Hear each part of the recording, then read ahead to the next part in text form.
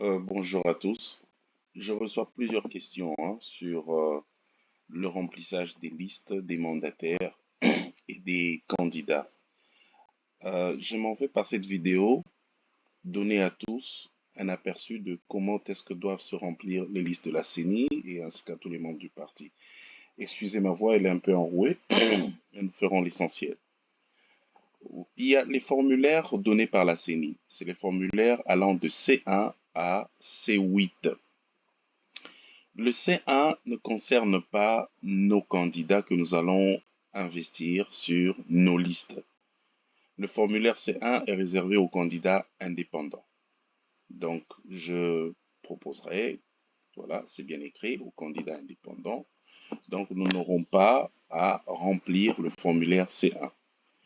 Le formulaire C2, celui-ci, c'est ce formulaire-là que tous les candidats doivent remplir. Je parle de candidats titulaires ainsi que leurs suppléants. Ils doivent remplir. Vous mettez votre nom, votre post-nom, votre prénom, le lieu de naissance. Vous cochez votre sexe, M pour ceux qui sont hommes et F pour ceux qui sont femmes. Vous remplissez vos origines. Vous mettez le nom du père, le nom de la mère, votre adresse. Et il y a à ce formulaire un curriculum vitae, c'est un CV. Où avez-vous étudié? Les études primaires, les études secondaires, les études supérieures? De quelle année à quelle année? Et qu'avez-vous obtenu comme grade? Primaire, c'est certificat primaire, secondaire, c'est diplôme d'état, supérieur, c'est gradué ou licencié. Vous mettez votre expérience professionnelle, où avez-vous travaillé? J'ai travaillé peut-être à Marsavco, ensuite je suis allé à Bralima, enfin j'ai fini, je sais pas moi, dans une administration publique. Vous mettez la qualité que vous avez occupée dans cette société et les fonctions. Alors, vous mettez les langues que vous parlez. C'est vraiment comme si on faisait un CV, et ça, je crois, c'est bien connu. Vous signez, lui est approuvé, vous mettez vos noms et vous signez le document avec la mention fait à l'endroit où vous êtes, le jour. Donc, remplir le formulaire C2 est aisé et, comme on le dit en résumé, c'est tous les candidats titulaires, tout comme suppléants. C'est une fiche d'identité. Ne remplissez pas là où c'est écrit réservé au BRTC parce que ça, c'est réservé à la CENI. Le formulaire C3 est rempli également par tous les candidats, c'est-à-dire suppléants et titulaires. Ils le remplissent. C'est une lettre de consentement. Vous acceptez par ce formulaire d'être sur la liste du parti politique ou du regroupement qui vous investit. Vous acceptez en fait. Ne signez pas sur 2 ou 3 regroupements, ce qui est un délit par rapport à la loi. Vous signez, je donne un exemple, sur le regroupement AAAAAA, et ensuite vous signez sur le regroupement BBBBBBB. Cette lettre de consentement qui atteste que vous êtes investi par tel regroupement, eh ben, c'est un délit. Nous n'accepterons pas un candidat qui est sur plusieurs regroupements. Mais également, c'est un risque parce que vous pouvez faire tomber la liste du regroupement, des 2 regroupements sur lesquels vous êtes ou dans lesquels vous avez signé la lettre de consentement. Donc, soyez vraiment, je dirais, très très prudent avec ce formulaire. Le C4 ne vous intéresse pas parce que c'est un formulaire qui est réservé aux candidats indépendants. Le formulaire C5. Le formulaire C5 ne concerne pas les candidats, ça concerne les mandataires.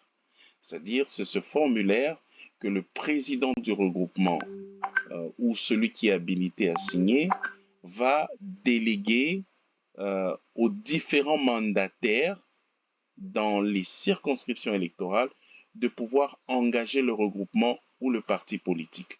C'est le président ou le je dirais, celui qui est chargé d'engager le parti, qui va signer ce formulaire et mandater ainsi les différentes personnes qui doivent engager le parti dans la circonscription. Le formulaire C6, c'est le mandataire que le formulaire C5 a désigné. Dans le formulaire C6, ce mandataire-là va agir pour le compte du regroupement dans la circonscription en investissant la liste C7 qui est signée par tous les candidats retenus sur la liste du parti dans la circonscription. Donc le formulaire C7 aura le titulaire, va signer, le suppléant 1, le suppléant 2, et si c'est une circonscription avec plusieurs sièges, par exemple il y a 4 sièges, donc ce sera signé par le titulaire 1, le suppléant 1, le suppléant 2, et ainsi de suite pour tous les postes ou tous les sièges de la circonscription.